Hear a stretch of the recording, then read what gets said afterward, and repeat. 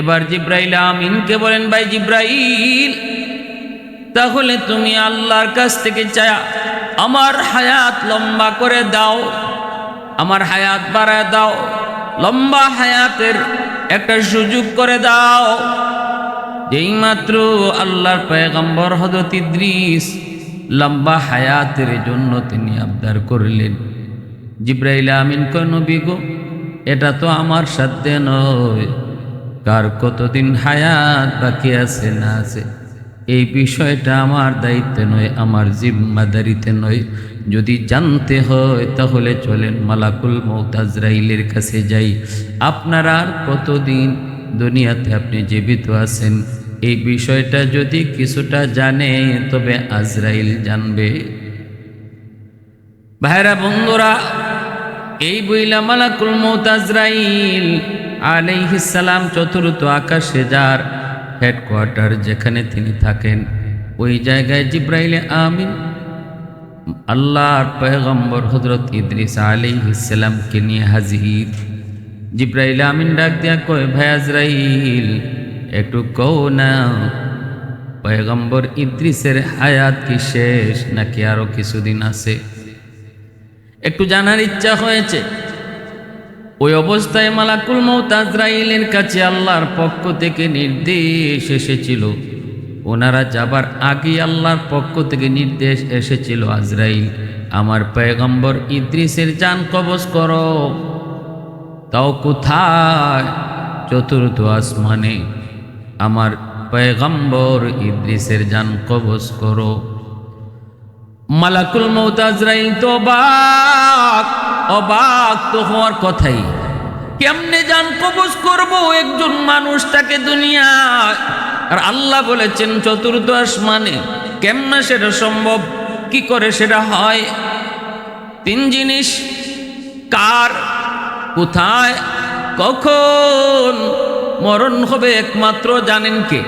আল্লাহ, একমাত্র জানেন আল্লাহ, আর কেউ জানে না, কেউ জানে না কার মরণ কখন হবে, কোথায় হবে, জানেন শুধু একমাত্র আল্লাহ। মালাকুল মউত আজরাইল মৃত্যুর 40 দিন আগে তিনি টের পান, বিশাল বড় একটা গাছ, গাছের পাতাটা 40 দিন পর পর রং বদলে। মৃত্যুর 40 দিন আগে গাছের ওই পাতাটা মাটিতে পড়ে যায়, যেই পাতার মধ্যে মানুষটার নাম লেখা থাকবে, তার ঠিকানা লেখা থাকবে, তখনই আজরাইল আলাইহিস সালাম ওই গাছের পাতা উঠায়া তিনি জানতে পারেন তখন ওই মানুষটার হায়াত শেষ, আর মাত্র 40 দিন বাকি আছে। আজরাইল আলাইহিস সালামও 40 দিন আগে কার কখন কোথায় কিভাবে মরণ কিছুই জানেন না। আল্লাহ পাক নির্দেশ দিলেন, আজরাইল আমার পয়গম্বর ইদ্রিসের রূহ কবজ করো। চতুর্থ আসমানে মালাকুল মউত অবাক, কেমনে সেটা সম্ভব? ওই অবস্থায় জিব্রাইল আমিন যায় বলতেছেন, ভাই আজরাইল, একটু কও না পয়গম্বর ইদ্রিসের আর কতদিন দুনিয়াতে জীবিত আছেন, হায়াত আর কতদিন বাকি? ইনি তো আল্লাহর কাছে লম্বা হায়াত চাইতেছেন।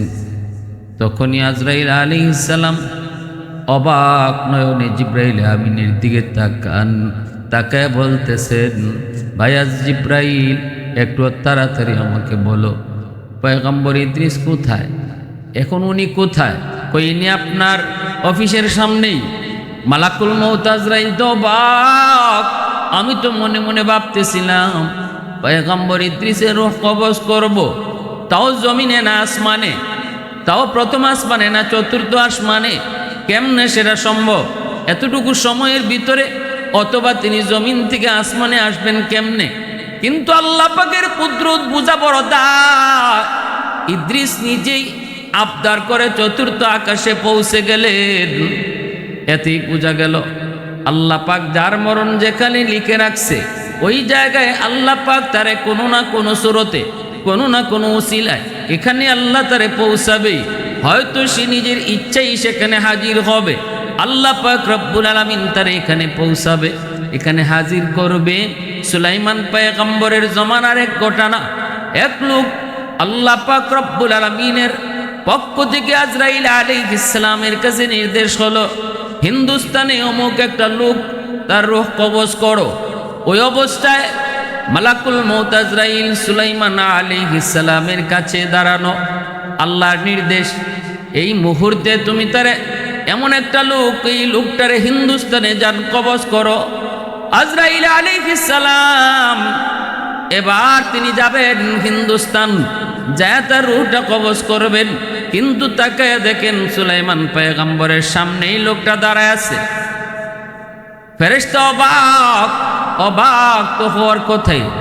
একটু পরেই যার রূহ কবজ করব এই লোকটা এখন মিশর, আমি কেমন করে হিন্দুস্তানে তার যান কবজ করব? বড় বড় চোখে তার দিকে তাকালেন, অবাক হয়ে তাকালেন।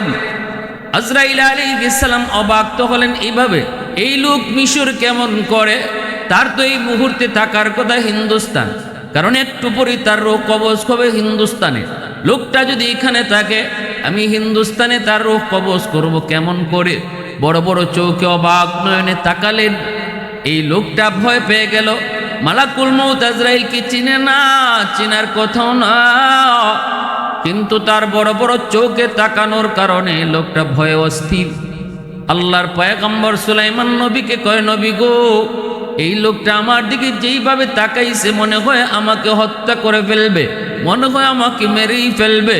আমি এই এলাকায় থাকতে চাই না, আমি আরব এলাকায় থাকতে চাই না। আপনি বাতাসের মাধ্যমে আমাকে হিন্দুস্তান পাঠিয়ে দেন। আপনি বাতাসকে আদেশ করেন যেন আমাকে হিন্দুস্তান পাঠিয়ে দেয়। সুলাইমান পয়গম্বর সাথে সাথে তিনি এই বাতাসকে আদেশ করে লোকটাকে তার হিন্দুস্তানে পাঠিয়ে দিলেন। লোকটা জায়গা মতো চলে আসলো। মালাকুল মউত আজরাইল জায়গা মতো আসলেন রূহ কবজ করার জন্য। আইসে দেখেন এই লোক কেন আইসা হাজির, কেমনে আসলো? কয় আল্লাহর নবীকে আবদার করলো বাতাসের মাধ্যমে যেন হিন্দুস্তান পাঠিয়ে দেওয়া হয়। মালাকুল মউত আজরাইল হিন্দুস্তানে তার রূহ কবজ করলেন। মালিকের দরবারে শুকরিয়া জানান, মালিক তোমার কুদরত, তোমার হিকমত আমরা ফেরেশতা তারপর বুঝি না, বুঝার কথাও না। তোমার কুদরত, তোমার শক্তি আমাদের জানার ঊর্ধ্বে, আমাদের মালুমের ঊর্ধ্বে। আল্লাহর শুকরিয়া আদায় করেন, প্রশংসা করেন। রূহ কবজ কইরা আবার সুলাইমান নবীর কাছে তিনি আসলেন। আল্লাহর পয়গম্বর মালাকুল মউত আজরাইলকে বলতেছেন, ভাই আজরাইল, আপনি আমার পাশে এই লোকটার দিকে এইভাবে কেন তাকাইলেন? এত বড় বড় চোখে তাকাইলেন। লোকটা ভয়ত অস্থির। বাধ্য হয়েছি আমি তারে হিন্দুস্তান পাঠিয়ে দিতে। বাতাসের মাধ্যমে দ্রুত গতিতে তারে হিন্দুস্তান পাঠিয়ে দেওয়া হয়েছে শুধুমাত্র আপনার চাওয়ার ডরে, আপনারই তাকানোর ভয়ে। লোকটা আমাকে পাগল করে তুলেছে, আমিও তারে পাঠিয়ে দিছি। কিন্তু এবার আপনি আমাকে একটু বলেন, কেন আপনি তার দিকে এইভাবে তাকাইলেন? কেন তার দিকে এইভাবে আপনি তাকাইলেন? ফেরেশতা মালাকুল মউত আজরাইল কয়, নবী গো, এ তো অবাক এক কাণ্ড, এটা আল্লাহর কুদরতের বহিঃপ্রকাশ। এই হলো ঘটনা। আদেশ হয়েছে আমার উপর তার রূহ কবজ করব হিন্দুস্তানে, কিন্তু আমি দেখি লোকটা দাঁড়ায় আছে আপনার কাছে।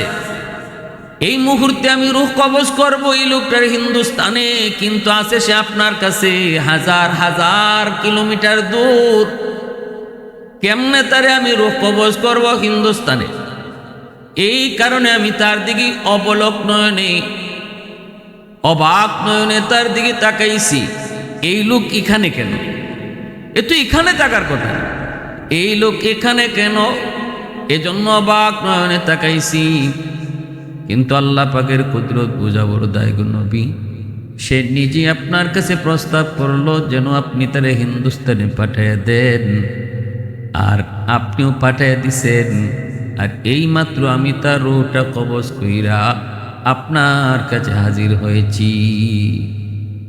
मौत को समझाए गाफिल इख्तिताम जिंदगी, मौत को समझाए गाफिल इख्तिताम जिंदगी, दर हकीकत मौत है सुबह हयात जिंदगी। मौत को मत दूर समझो, मौत है हरदम करीब। मौत को मत दूर समझो, मौत है हरदम करीब। तुमको मोहलत न मिलेगी, लब हिलाने ऐ गरीब। तुमको मोहलत न मिलेगी, लब हिलाने ऐ गरीब। এজন্য কবি কয়, মৌতকে যে দূরে মনে করে সে আহমক, সে বোকা। মৌত তোমার খুব কাছে, মনে করবে না মৌত দূরে। হ্যাঁ, মৌত তুমি চোখের পলক ফালাইবার, লব ফালাইবার, একটু ভাত খাওয়ার, খাদ্য খাওয়ার সুযোগও পাবে না। যখন যার যেই টাইমে মরণ লেখা থাকবে ওই টাইমে সে তখন ঘরে নাকি বাহিরে, সে তখন খাওয়ানে নাকি বসা, সে তখন কাজে নাকি বিশ্রামে, কোনো কিছুই তখন কাজে আসবে না, কোনো দিকেই তাকানো হয় না। যার যখন যে হালতে মরণ লেখা তার এই হালতেই মরণ হবে। কারো মরণ হবে মসজিদে, কারো মরণ হবে সেজদার হালতে, কারো মরণ হবে বিছানায়, আর কারো বা মরণ হবে জিহাদের ময়দানে। কারো মরণ হবে স্বাভাবিক মরণ, কারো মরণ হবে আল্লাহর রাস্তায় শাহাদতের মরণ। এজন্য কবিও বড় সুন্দর করে বলছে, বেমুরব্বি কায়তোয়ানা দে তিফলে দানিশওয়ার সুদন। বেমুরব্বি কায়তোয়ানা দে তিফলে দানিশওয়ার সুদন। কতরা ইমকানা বাশদ বেসদফ গৌহর সুদন। রোজা হাবায়ত কশিদন ইন্তজারে বেশুমার। তাকে দর জৌফে সদফ বারা শবদ দুর্রে আদন। हफ्ता हबायत के ताए के मुश्ते पोशाद पुश्ते में शाहिद राहुल्ला गर्दद या शहीद राकफन। शाहिद राहुल्ला गर्दद या शहीद राकफन। আল্লাহর পয়গম্বর ইদ্রিস আলাইহিস সালামের রূহ কবজ হয়ে গেল। মালাকুল মউত আজরাইল বলে, নবী গো, ওগো ভাই জিব্রাইল, আমি তো অবাক, আল্লাহর নির্দেশ চতুর্থ আকাশে আমি পয়গম্বর ইদ্রিসের রূহ কবজ করব, কিন্তু কেমনে আমি সেটা কোনোভাবেই হিসাব মিলাইতে পারছিলাম না। এখন আমার হিসাব মিলে গেছে। ইনি নিজে আল্লাহর কাছে আবদার করে আপনার মাধ্যমে আমার কাছে হাজির, রূহ কবজ হয়ে গেছে চতুর্থ আকাশে। এই কথা আল্লাহ পবিত্র কোরআনুল করিমের মধ্যে তিনি হযরত ইদ্রিস আলাইহিস সালামের ব্যাপারে বলছেন, ওয়ারাফা'নাহু মাকানান আলিয়্যা। আমি তাকে সুউচ্চ জায়গায় অধিষ্ঠিত করেছি। এই সুউচ্চ জায়গার অধিষ্ঠিত করেছেন, এর তফসির লিখতে যে আল্লামা ইবনে কাসির তিনি বলছেন যে হযরত ইদ্রিস আলাইহিস সালামকে আল্লাহ চতুর্থ আকাশে রেখেছেন। আর বুখারী শরীফের হাদিসের মধ্যে এসেছে, রসুল মেরাজে যখন গেলেন চতুর্থ আকাশে হযরত ইদ্রিস আলাইহিস সালামের সাথে সাক্ষাৎ হয়েছে। কিন্তু অন্য আরেকটা রিওয়ায়াতের মধ্যে এসেছে, অন্য আরেকটা বর্ণনার মধ্যে এসেছে, যদিও বর্ণনাটা দুর্বল, কেউ কেউ বলেছেন ভিত্তিহীন, সেটা হলো পয়গম্বর ইদ্রিস আলাইহিস সালামের কাছে মালাকুল মউত আজরাইল দুনিয়াতে আসলেন, কিন্তু মানুষের সুরত ধরে ফেরেশতার পরিচয় দিলেন না। আর ইদ্রিস আলাইহিস সালাম তিনি রোজা রাখতেন, লাগাতার রোজা রাখতেন। তিনি মেহমান পেয়ে বড় খুশি। ইফতারের সময় মেহমানকে নিয়ে ইফতার করতে বসলেন, কিন্তু পয়গম্বর দেখেন মেহমান কিছুই খায় না। তিনি তো অবাক, মেহমান বলতেছে আমি খাই না, আমি খাবো না, আমার ক্ষুধা নাই। কেমনে খাবেন? কারণ তিনি তো ফেরেশতা, ফেরেশতাদের তো খানা লাগে না, ফেরেশতারা তো খানা কি জিনিস চিনেন না, ফেরেশতারা ঘুম কি জিনিস চিনেন না, ফেরেশতারা স্ত্রী কারে কয় তাও চিনেন না। আল্লাহ পাক রব্বুল আলামিন সমস্ত চাহাত থেকে তাদেরকে বিরত রেখে সৃষ্টি করেছেন এইভাবে। এজন্য ফেরেশতারা খানা খায় না, ফেরেশতারা ঘুমায় না। আজরাইল আলাইহিস সালাম মানুষের সুরত ধরে আসলেন আর বললেন, পয়গম্বর আমি আপনার বাড়িতে মেহমানদারি করব, আমি আপনার বাড়িতে মেহমান। পয়গম্বর খুশি হলেন, মেহমান পেয়ে তিনি তো খুশি, তিনি বাড়িতে মেহমানকে কদর করলেন। পরের দিন পয়গম্বর তাকে নিয়ে বের হয়েছেন, চলেন আশেপাশে আপনাকে আমার এলাকা ঘোরায় দেখাই। বের হলেন, বের হয়ে দেখতেছেন, দেখতে দেখতে একটা বাগানের ভিতরে যাই ঢুকলেন। হাতির কাছে ফল, বিভিন্ন ফলের গাছের ফল হাতের কাছে ঝুলতেছে। হযরত মালাকুল মউত আজরাইল মানুষের সুরত ধরে আসলেন। এইবার তিনি বলতেছেন, পয়গম্বর চলেন আমরা এই ফল গাছ থেকে ফল খাই। এই যে দেখেন কত পাকা ফল, কত সুন্দর পাকা ঝুলতেছে, চলেন একটা ফল খাই। পয়গম্বর কয়, সাবধান, হাত দিবেন না, এই ফলের বাগানের মালিক আমি না, অন্য কেউ। অন্যের জিনিস তার অনুমতি ছাড়া খাওয়া জায়েজ নয়, অন্যের জিনিস তার অনুমতি ব্যতীত ভক্ষণ সেটা হারাম। না না, এখানে হাত দিয়েন না। আবার সামনে চলতে শুরু করলেন, মাঠ ভরা ছাগল। ছাগল দেখার পর ফেরেশতা মালাকুল মউত আজরাইল আল্লাহর পয়গম্বরকে কয়, চলেন একটা ছাগল এখান থেকে জবাই করে আমরা খেয়ে ফেলি। পয়গম্বর কয়, আপনি তো বড় অদ্ভুত মানুষ মিয়া, আপনি তো বড় আজীব মানুষ, হালাল খাবার আপনার সামনে দিলাম খান নাই, আর এখন হারাম খাওয়ার জন্য পাগল হয়ে গেছেন। কি ব্যাপার? এই ছাগলগুলা তো আমরা মালিক না, অন্যের জিনিস খাবো কেমন করে? হারাম হারাম হারাম। আপনারে হালাল জিনিস দিলাম, আমার ঘরের খাবার খাইলেন না। এবার তিনি বলতেছেন, না আমি আপনারে পরীক্ষা করেছি, দুনিয়ার প্রতি আপনার লোভ আছে কিনা। আল্লাহর পয়গম্বর ইদ্রিস আলাইহিস সালাম অবাক হলেন, সন্দেহে পড়ে গেলেন, লোকটা কি তার পরিচয়? সে আমারে পরীক্ষা করতেছে। ঘটনা কি একদিন, 2 দিন, 3 দিন যাওয়ার পর আজরাইল আলাইহিস সালামের চাল চলন দেখে নবীর সন্দেহ বেড়ে গেল। তিনি এবার বলতেছেন, কসম, আল্লাহর কসম, আপনি বলেন আপনি কি, আপনার পরিচয়টা কি আগে আমারে শোনান। এতদিন পর্যন্ত বলতেছি বলেন না, আল্লাহর কসম করে বলি আপনার পরিচয়টা শোনান।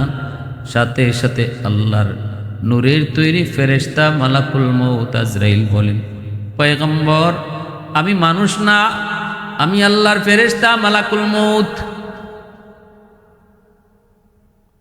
পয়গম্বর ইদ্রিস, আপনি কি সেই মালাকুল মউত যিনি মানুষের রূহ কবজ করে? বলে হ।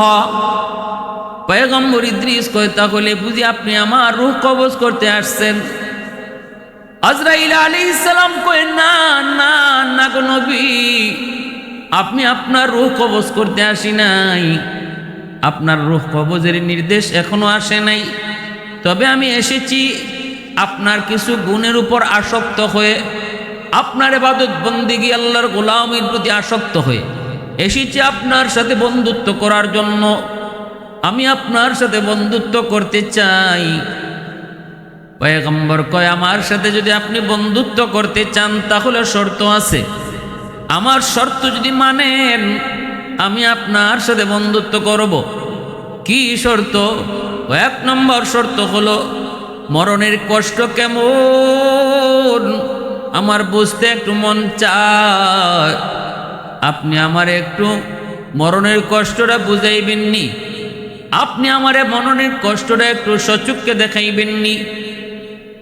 তখনই আজরাইল আলাইহিস সালাম কয়, এটা তো আমার হাতে না, আপনার রূহ কবজ কইরা আপনার মরণের কষ্ট সচক্ষে দেখাবো, এটা তো আমার হাতে না, আল্লাহর কাছ থেকে পারমিশন নিতে হবে।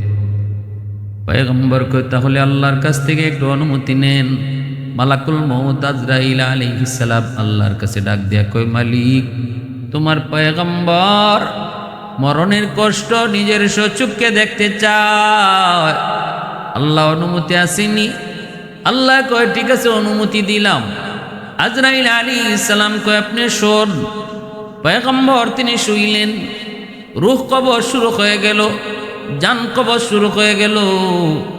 জান কবজ সমাপ্ত হলো, একটু পরে আবার রূহটা তার কাছে ফিরে দেওয়া হলো। পয়গম্বর এবার তিনি আবার উঠলেন, মরলেন, আবার জীবিত হলেন। মৃত্যুবরণ এবং হায়াত, মরণ আর হায়াত একমাত্র আল্লাহর হাতে। আল্লাহ পাক রব্বুল আলামিন যারে চান তারে মরণ দেন, যারে চান আল্লাহ জীবন দেন। এই ক্ষমতা একমাত্র কার? একমাত্র আল্লাহ। কাদিরে কুদরতদারি বর কামাল, কাদিরে কুদরতদারি বর কামাল, আনতা রব্বি আনতা হাসবি দুল জালাল, আনতা রব্বি আনতা হাসবি দুল জালাল। আল্লাহ পাকের হাতে। আল্লাযী খালাকাল মাউতা ওয়াল হায়াতা লিয়াবলুয়াকুম আইয়ুকুম আহসানু আমালা। হায়াত মউত আল্লাহ পাক সৃষ্টি করেছেন। পয়গম্বর ইদ্রিস আলাইহিস সালাম মউতের কষ্ট, মউতের যন্ত্রণা নিজের চোখে দেখার জন্য নিজে আবদার করে তিনি মউতের কোলে ঢলে পড়লেন। মালাকুল মউত রূহ কবজ করলেন। আবার আল্লাহর হুকুমে তার দেহে রূহ ফিরে দেওয়া হলো। জীবিত হওয়ার পর আল্লাহর পয়গম্বরকে মালাকুল মউত জিজ্ঞেস করে, নবী গো, আপনি মরণ কেমন দেখলেন? আপনি মরণ কেমন দেখলেন? পয়গম্বর ইদ্রিস তখন বলতেছে, ভাই আজরাইল, একটা জীবিত পশুর চামড়া উল্টা সিলাইলে যেই পরিমাণ কষ্ট ওই পশুটা ভোগ করবে, এর চেয়ে হাজার হাজার গুণ বেশি কষ্ট, মৌতের কষ্ট আমি টের পেয়েছি। আজরাইল আলাইহিস সালাম কয়, নবী গো, কসম খুদার, দুনিয়ার শুরু থেকে আজ পর্যন্ত কোনো মাখলুকের রূহ কবজ আমি এত আসানের সাথে করি নাই যতটা সহজভাবে আমি আপনার রূহ কবজ করেছি। কারণ এটা আসলি রূহ কবজ করা নয়, এটা আপনারে চাক্ষুষ দেখানো। এজন্যই আমি যত সহজ ততটা সহজ আমি আপনার ক্ষেত্রে করেছি। আল্লাহর পয়গম্বর ইদ্রিস আলাইহিস সালাম তিনি বুঝলেন মৌতের কষ্ট কত কঠিন, মৌতের যন্ত্রণা কত কঠিন। পয়গম্বর ইদ্রিস এবার মালাকুল মউতকে ডাক দেয়া কয়, ভাই আজরাইল, তোমার সাথে আমার বন্ধুত্ব হবে, আর একটা শর্ত আছে। কি সেই শর্ত? কই শর্তটা হলো আল্লাহ পাকের তৈরি জাহান্নাম আমার একটু নিজের চোখে দেখাইবানি। জাহান্নাম দেখতে মন চায়, আমাকে একটু জাহান্নাম তুমি দেখাইবানি। আল্লাহর কাছে আবদার করে, আল্লাহ, আপনার পয়গম্বর ইদ্রিস জাহান্নাম নিজের চোখে দেখতে চায়। আল্লাহ কয়, অনুমতি দিলাম। আজরাইল আলাইহিস সালাম পয়গম্বর ইদ্রিসকে নিয়া জাহান্নামের কিনারায় এসে জাহান্নাম দেখাইলেন। জাহান্নাম দেখলেন, জিজ্ঞেস করলেন, নবী গো, কেমন দেখলেন? আল্লাহর পয়গম্বর কয়, এত ভয়াবহ কল্পনা করি নাই। আল্লাহ যা কইছে বাস্তবের চেয়ে হাজার হাজার গুণ, কোটি কোটি গুণ বেশি আযাব আর কষ্ট। একথা আমার নবীও বলেছেন। নবীজি মেরাজে রজনীতে জাহান্নাম নিজের চোখে দেখছেন, জান্নাত নিজের চোখে দেখছেন। নবীজি আয়েশা উম্মতকে বলেছেন, উম্মতের দল শোনো, আল্লাহ পাক কোরআনে আর আমি নবীর আল্লাহ জান্নাত জাহান্নামের কথা যা শোনাইছে সব বিবরণ যদি এক জায়গায় রাখা হয়, কোরআন হাদিসের ভিতরে যত কথা জান্নাত আর জাহান্নাম নিয়ে আছে সব কথা যদি এক জায়গায় রাখা হয়, এই তুলনায় আমি নবী জান্নাতে আর জাহান্নামে যা নিজের চোখে দেখে এসেছি এর চেয়ে 99 গুণ বেশি জাহান্নামের আযাব আর কষ্ট তোমরা কোরআন হাদিসে যা পাইছো, আমি নিজের চোখে এর চেয়ে 99 গুণ বেশি কষ্ট দেখে এসেছি। জান্নাতের সুখ শান্তি কোরআন হাদিসের ভিতরে তোমরা যা শুনেছো আর পাইছো, আমি নবী জান্নাতের সুখ শান্তি যা দেখছি এটা 99 গুণ বেশি, বাস্তবে 99 গুণ বেশি। পয়গম্বর ইদ্রিস তিনিও বলতেছে, ভাই আজরাইল, যা জেনেছি এর চেয়ে বাস্তবে 1000 গুণ বেশি। এবার আল্লাহর পয়গম্বর ইদ্রিস ডাক দিয়ে কয়, ওগো ভাই আজরাইল, আরেকটা আবদার তোমার কাছে করি, এরপরে আমার আর তোমার মধ্যে বন্ধুত্ব হয়ে যাবে। আমার তোমার বন্ধুত্ব হওয়ার জন্য আর একটা 3 নাম্বার শর্ত হলো, আমাকে জাহান্নাম তো দেখাইছো, এবার আমাকে জান্নাত তুমি দেখাইবানি। পয়গম্বর জান্নাত দেখার আবদার করলেন, কিন্তু ভিতরে ভিতরে একটা ইচ্ছা, একটা নিয়ত তার আছে। এটা মালাকুল মউত আজরাইলকে বুঝাইলেন না। দিলের খবর আজরাইল জানে না, দিলের খবর জানেন কে? আল্লাহ। দিলের খবর জানেন কে? আল্লাহু আলিমুম বিযাতিস সুদূর। অন্তরের খবর একমাত্র জানেন কে? আল্লাহ। আজরাইল আলাইহিস সালামও জানে না, ফেরেশতা জিবরাইলও জানে না, আমার আপনার নবীও অন্তরের খবর জানে না, বড় পীর আব্দুল কাদের জিলানীও অন্তরের খবর জানে না। তাহলে আমার পীর সাহেব কেমনে জানবো? আমার আট্রসি চন্দ্রপাড়া আর এরকম মাজারি এরা কেমনে জানবো? মাইজ ভান্ডারি কেমনে জানবো? কোন ওলি আল্লাহ অন্তরের খবর জানে না, নবীরাই জানে না। জানেন শুধু একমাত্র কেবলমাত্র শুধুমাত্র আল্লাহ। এজন্য আজরাইল আলাইহিস সালাম পয়গম্বর ইদ্রিস যখন জান্নাত দেখতে চাইলেন, আল্লাহর কাছে আবদার করে, মালিক তোমার পয়গম্বর জান্নাত দেখতে চায়। আল্লাহ কয় নেও মঞ্জুর। জান্নাতের পারে আসলেন, গেইটের পাশে দাঁড়ালেন। মালাকুল মউত আজরাইল কয় নবী গো জুতা খুলেন। জান্নাত পাক ও পবিত্র, জুতা খুলে প্রবেশ করেন, কিন্তু দেরি করবেন না, দেখেই কিন্তু দ্রুত আইয়েন। নবী কই ঠিক আছে, দেরি করব না। এই বইলা নবী ঢুকলেন। আজরাইল আলাইহিস সালাম জান্নাতের গেইটে দাঁড়ানো, তিনি ভিতরে ঢুকলেন। জান্নাতের নাজ নিয়ামতগুলি তিনি দেখলেন, আবার দেখেই তিনি বের হয়ে আসলেন। আইসেই আজরাইল দেরি করলেন না, আবার জান্নাতের ভিতরে ঢুকে পড়লেন। আজরাইল আলাইহিস সালাম কই নবী গো আপনি এমন কেন করেন? আপনার তো কথা হলো আপনি ঢুকে বের হয়ে আসবেন, আবার কেন ভিতরে ঢুকলেন?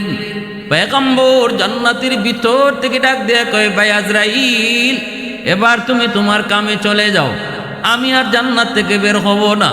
ঢুকে পড়েছি তো ঢুকে পড়েছি, আর বের হব না। কারণ হয়তো তুমি জানো না, আমার আল্লাহ জান্নাতের ভিতরে একবার যারে ঢুকায় আর বের করে না। আল্লাহ পাকের আদেশ, মৃত্যুর স্বাদ সমস্ত প্রাণীকেই ভোগ করতে হবে। কুল্লু নাফসিন যায়িকাতুল মাউত। আমি মৌতের স্বাদ পাইলিছি, মৌতের মজা আমার একবার বুঝ হয়ে গেছে। আরেকটা হলো আল্লাহ বলেছেন জাহান্নাম না দেখে কাউকে জান্নাতে ঢুকাবে না, সেই জাহান্নাম আমি দেখে এসেছি। আরেকটা আল্লাহর ওয়াদা হলো জান্নাতে ঢুকাইলে আর কখনো তারে জমিনে দিবে না। অতএব তোমার সাথে আমার একটা ওয়াদা ছিল, ঢুকে আবার বাইরে আইমু। আমি বের হইয়া এসে তোমার ওয়াদাও রক্ষা করছি। এখন আমি জান্নাতের ভিতরে ঢুকে পড়ছি, আর বের হব না, আর বের হব না। মালাকুল মউত আজরাইল এবার তিনি তো কিং কর্তব্য বিমূঢ় হয়ে গেলেন, হিতাহিত জ্ঞান হারিয়ে ফেললেন। কি করবেন কি না কিছুই বুঝেন না। আল্লাহর কাছে কই, মালিক তোমার পয়গম্বর ইদ্রিস কি তুমি কই সুবিধায় আমি জান্নাতের ভিতরে ঢুকাইছি, এখন ঢুকছে তো ঢুকছে, আর বাইরে তো চায় না। আল্লাহ এখন আমি কি করব?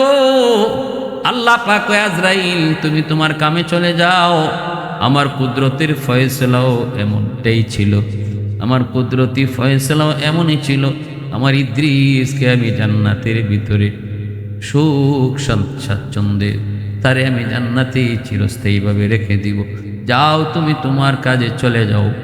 আল্লাহ পাক রব্বুল আলামিন জান্নাতের ভিতরে ইদ্রিস আলাইহিস সালামকে রেখে দিলেন, তিনি এখানেই থাকবেন। এই যে রাওয়ায়াতটা, এই যে বর্ণনাটা, এই বর্ণনাটা অনেক কিতাবে লিখছেন, এটা ভিত্তিহীন। অনেকে অনেক জায়গায় বলেন এর কোনো ভিত্তি পাওয়া যায় না।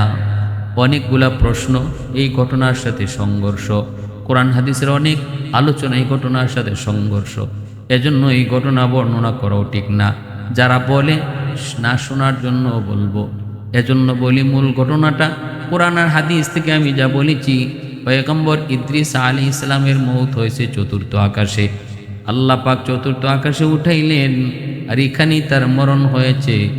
আর নবীর সাথে দেখাও হয়েছে মেরাজের রজনীতে চতুর্থ আকাশে। প্যারে হাজিরিন,